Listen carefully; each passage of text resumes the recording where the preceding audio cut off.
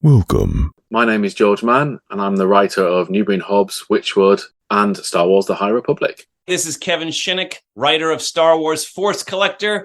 I'm Cameron Scott, one of the story architects of Star Wars The High Republic. This is Dominic Pace, who plays Gekko the Bounty Hunter from The Mandalorian. Hi, I'm Claudia Gray. I write Star Wars books. And you're listening. And you are listening. And you are listening to Star Wars Comics in Canon. The Force is strong with this one.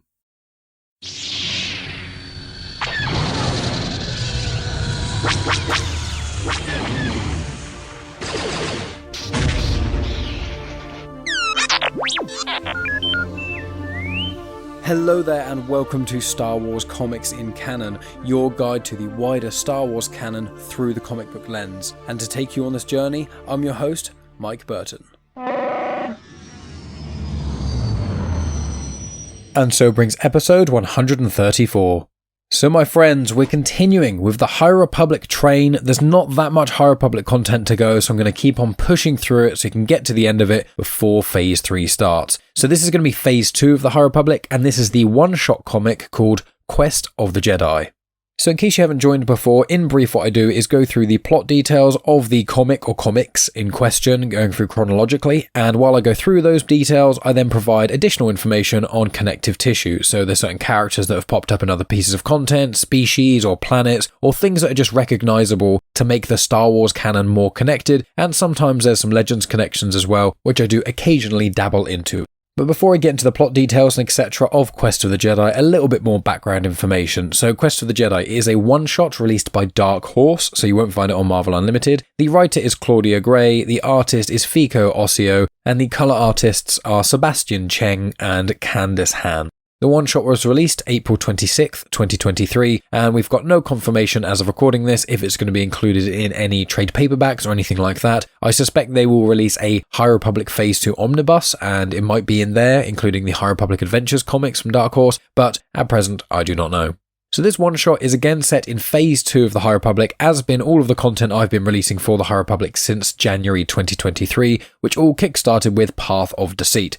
Now I would recommend people check out Path of Deceit because there are spoilers right at the very start of this for that book, and also the book is absolutely fantastic, one of the best Star Wars books I've ever read. So either pick up the book, listen to the audiobook, or you can listen to my episode on it, released January 7th, 2023, and in that I give you my thoughts on the book itself, I give a review, and then towards the end I give some major spoiler warnings and talk about the plot as a whole, the characters, and what actually happens in the book. So although I always recommend people pick up the content, pick up these comics and books wherever you can, if for some reason you can't, listening to my reviews and episodes is a good substitute.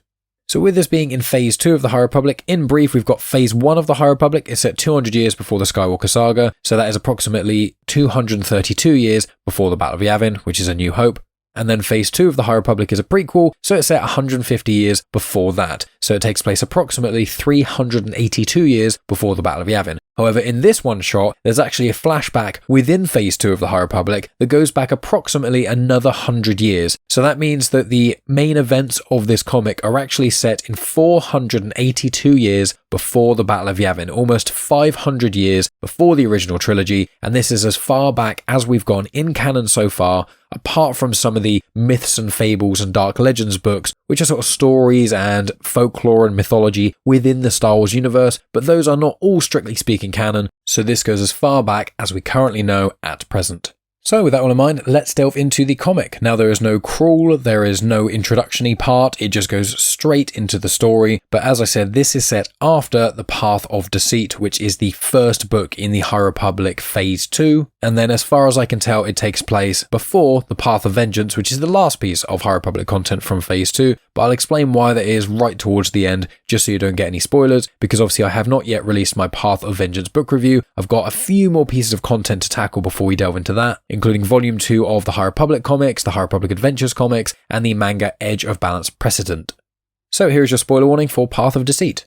A Jedi named Azlin Rell puts 2 Kyber crystals into the Kyber Arch in the Jedi Temple. Now he notes that one of them belongs to Zala Makri and the other one belongs to Kevmo Zink. So Azlin Rell was first in the Path of Deceit. I don't believe that he actually has that much to do in it, because when he pops up again I couldn't actually remember, but then he shows up in Path of Vengeance much more so, and has a small appearance in the Edge of Balance Precedent manga as his master is Archov, and Archov has appeared in all 3 releases of the Edge of Balance manga. Now, the Kyber arch is something which seems to have been introduced in canon, specifically in the High Republic books. So it's first mentioned in Into the Dark, which was also written by Claudia Gray, much like this one-shot, and that's also appeared, or it was at least mentioned, in Convergence and also Cataclysm. But it doesn't seem to be mentioned elsewhere. It's meant to be a structure inside the Jedi Temple in a meditation chamber constructed of Kyber crystals from the lightsabers of fallen Jedi, as in Jedi who've fallen in battle. Now, the reason for this being a spoiler is because Zala Makri and Kevmo Zink both died in Path of Deceit. However, there's one thing I noted. I looked online and it's been confirmed that this seems to be a plot hole, because without spoiling the events of Path of Vengeance, at the very start, 2 individuals have got Zala and Kevmo's respective lightsabers. So although they were lost in battle, they weren't actually retrieved until the end of Path of Vengeance, I think. I'm not actually fully sure if they were ever retrieved at that point. But there are other things that happen in Path of Vengeance which don't seem to have happened in this comic, so it seems to be a plot hole. I believe from what I read that in further editions of this comic, including the digital ones and like second printings and things, I believe they did add in a line of dialogue saying something like Azlin was mistaken, or it wasn't Kevmo and Zala's lightsaber crystal, something like that. So they've kind of fixed it in the canon, but I've got the first edition, so I have got it with the continuity error in it. So I thought I would elaborate on that for yourselves if any of you have got this comic or plan on picking it up and notice that. So Azlin Rell goes into the archives and tries to find information on the adventures of Barnabas Vim for more information on a mysterious artifact called the Echo Stone. So the Echo Stone was first mentioned in the short story within the Tales of Enlightenment short story collections, which is New Prospects. These short stories are released in Star Wars Insider, but it has now been confirmed that the Tales of Enlightenment collection of short stories is going to be released as its own thing, much like the Starlight stories were as well from Phase 1, so very excited to read those. So Azlin Rell's in the archives and he looks into information about this artifact, and so he sees the adventures of Barnabas Vim, who is a legendary Jedi, and so the vast majority of this comic takes place right in this adventure itself. So we flash back to 100 years prior. So in around 482 years before the Battle of Yavin, you've got Barnabas Vim, who is a human Jedi Master, and his Padawan, Vix Phonic, who is a Twi'lek. They go to a planet called Ancord to try and find this Echo Stone, which is an artifact that apparently amplifies the Force connection of whoever is wielding it. So the planet itself of Ancord has been silent for many years, so they are a little bit uncertain as they approach it, but it seems to be primarily a water world but with some land, and then the settlements/civilization is all on land, so it seems. So Barnabas and Vix approach the city and notice that it's clearly got some life to it, and then they receive a comm from Lady Ancord. She asks them for help because she thinks their world is dying. So they land in the city and then meet up with Lady Ancord as well as her people. We don't ever get the name of Lady Ancord, so I'm just going to call her Lady. So Lady believes that the Force has abandoned them. The trees and crops are dying, and also they are failing to catch any fish. The warriors around her then show that they can use the Force, but it seems quite odd to the Jedi and Padawan. The warriors seem somewhat offended by the Jedi's reaction, so they want to show off a display to them. So they all go to the arena, and then Barnabas Vim and Vix Phonic sit with the lady, and then they watch these pilgrim warriors essentially showing off their Force abilities. They create a tornado of sand, and then they manage to combine their thoughts together and then create the lady's face using the Force, and it's something that the Jedi have never seen before. They think that it can't really be possible, and if it was, you'd have to have one of the greatest Jedi Masters the Order ever has to offer to even be able to do that, and having a group of people trying to commune with the Force at the same time and have a clear image and doing that, it just doesn't seem possible. As the Jedi are questioning this, Lady decides that she will show them the Sanctum. So they go to the Sanctum, and what's in there? It's the Echo Stone. So Vix says, oh, that's what they came for, and then the people immediately get offended, get very defensive, and then Barnabas corrects and says, look, we're not going to take this without your full consent, we just want to look into it a little bit more. The warriors that are utilising the Force quite a lot don't actually believe them, and so Lady recounts the story of Ancord's past for the Jedi. She notes that settlers heard the stone's call. It was hidden on Ancord thousands of years prior to that to be hidden from the Sith during the Jedi and Sith Wars. So those settlers agreed to protect the stone, and it gave them power in return. It helped them fish and it helped them farm and things, but recently there's just been no bounty for it. However, their Force connection to it is still very strong, and the more that a person communicates with the Echo Stone via the Force, the stronger their connection becomes. Barnabas is understandably still quite unsure about that, and he thinks that the stone may be lying to them. The people then get even more defensive than they were, so he says, look, I'll meditate on this overnight and I'll try and find some answers there. He notes to Vix that he thinks it may be draining their Force energy, but he will go and meditate on this. So he goes back to his room, he meditates on things, and then eventually goes to sleep. And in his sleep, he dreams/has a vision. He's swimming underwater, and he has lots of thoughts to himself, and he notes that the Force is not purely mercy, because without end there can be no beginning. So the Force will take away from you as well as providing things, and that gives him some sort of epiphany. So he wakes up and then calls a meeting in the sanctum. It's quite early in the morning, so everyone's quite tired and yawning and is demanding why he got them up so early. And he confirms to Lady, the warriors, some other people, and obviously Vix, who's there as well, that the world is being destroyed by the stone. But understandably, the people of Ancord don't believe him. The warriors draw their blasters and aim them at the Jedi, and Barnabas says that the darkness has claimed them, and he shows that if he tries to stop the connection of the Force to any of them, there will be some peculiar repercussions. So he shows them this, he interferes with the Force connection to Lady, and then this purple power seems to take over her, she lifts into the air, and a massive repulsive energy shoots out, and she yells, "You shall not have it." Then there's a bit of a shootout that starts. You've got Barnabas and Vix are both deflecting blaster bolts coming at them from all angles in the sanctum, trying not to hurt anyone. And then eventually Barnabas tells Vix to try and destroy this stone, so she leaps up towards it and stabs through the middle of the Echo Stone with her lightsaber. Now the Echo Stone looks like this giant crystal. It is really, really big. I think you'd probably have to have two hands to pick it up. I'd probably guess it's about 60 to 80 centimeters tall, and it's kind of like a diamond sort of shape, and it is a dark purple. So after Vix's lightsaber goes through the stone, a massive amount of power shoots out, the crystal splits into lots of shards, and everyone is on the floor with the air taken out of them from this hit from that power blast. They all do manage to recover and steadily get up. The lady is okay, and she says that they must take the stone with them, but they must also leave. So Barnabas, Vim and Vix then decide to take the fragments of the stone and separate them to ensure that balance is restored not only on Ancord, but also so other people cannot find these pieces of this crystal, this stone, this power. So Barnabas notes that he will try and take one of the fragments to the stone source while they can split up the rest of the fragments across the galaxy. Primarily there are two main chunks of this fragment. And then that's the end of the flashback, and then it cuts to modern day and just shows that Azlin Rell notes that these stones must be the key. And that is where the comic ends.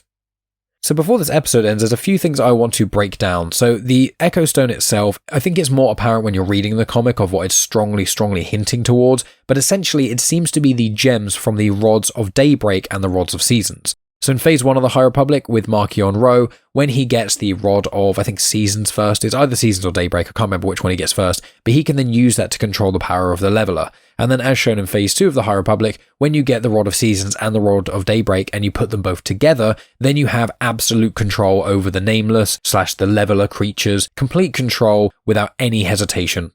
So what it seems like is this Echo Stone is something that makes up the Rods of Daybreak and Seasons, so they can somehow be used to control the Leveler or the Nameless creatures.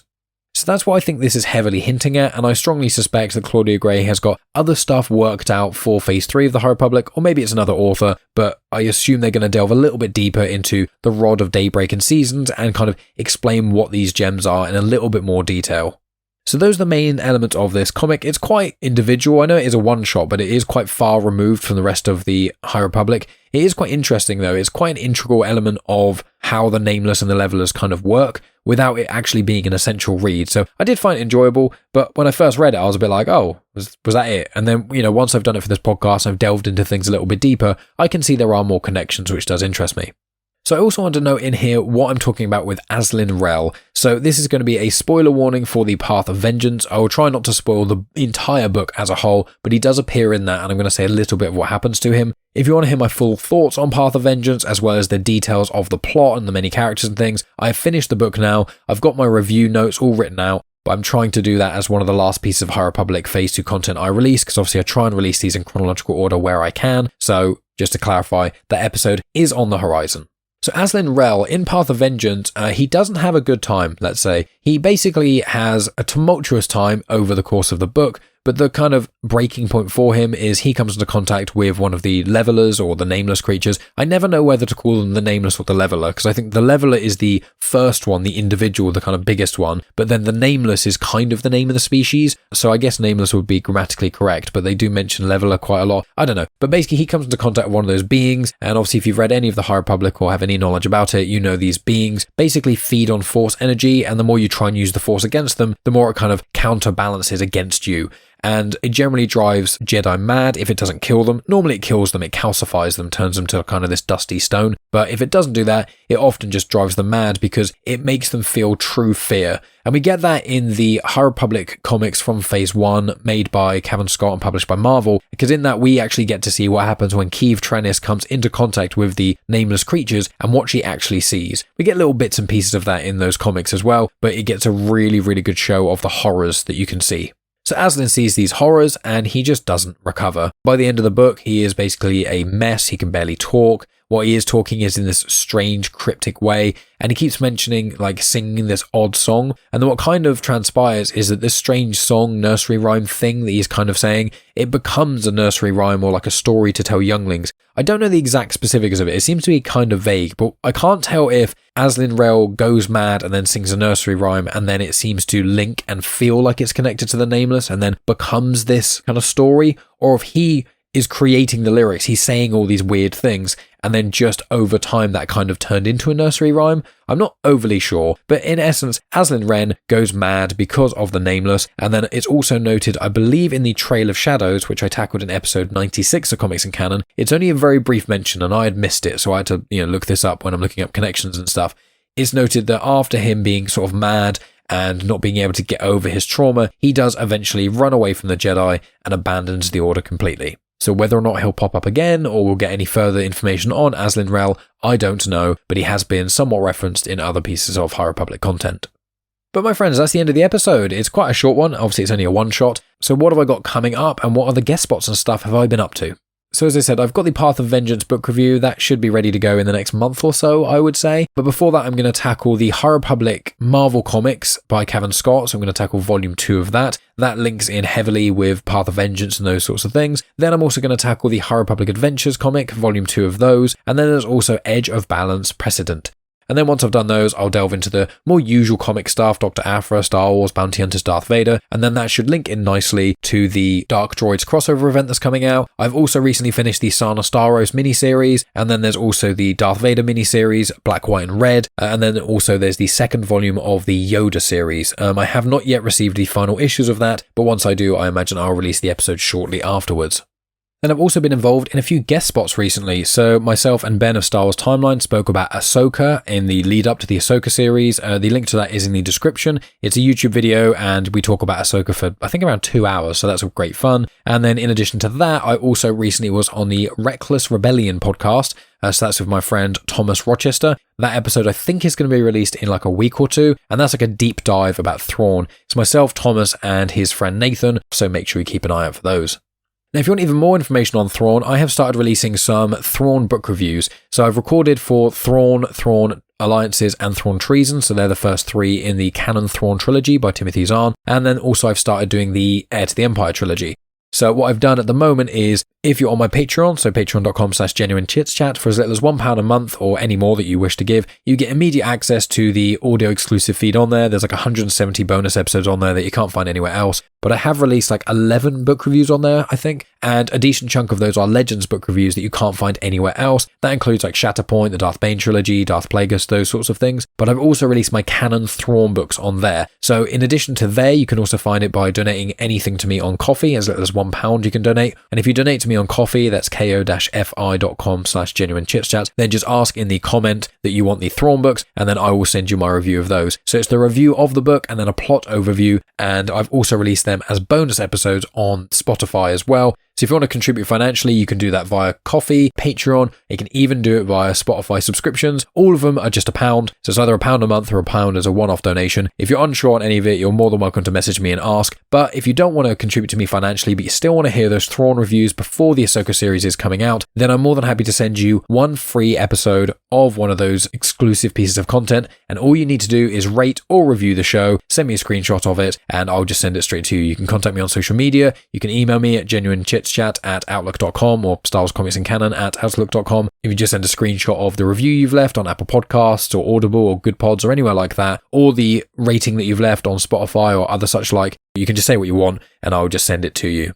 But if you don't want to support financially and you don't fancy leaving me a review or anything like that, then what you can do is you can follow me on social media at Genuine Chit Chat on Instagram, Twitter, Facebook, and also I post a little bit on TikTok every now and then. And you can also subscribe to my YouTube channel, so that's youtube.com/Genuine Chit Chat. But friends, thank you so much for listening as always. I appreciate each and every one of you listening right till the very end. Support me in all the usual places wherever you can.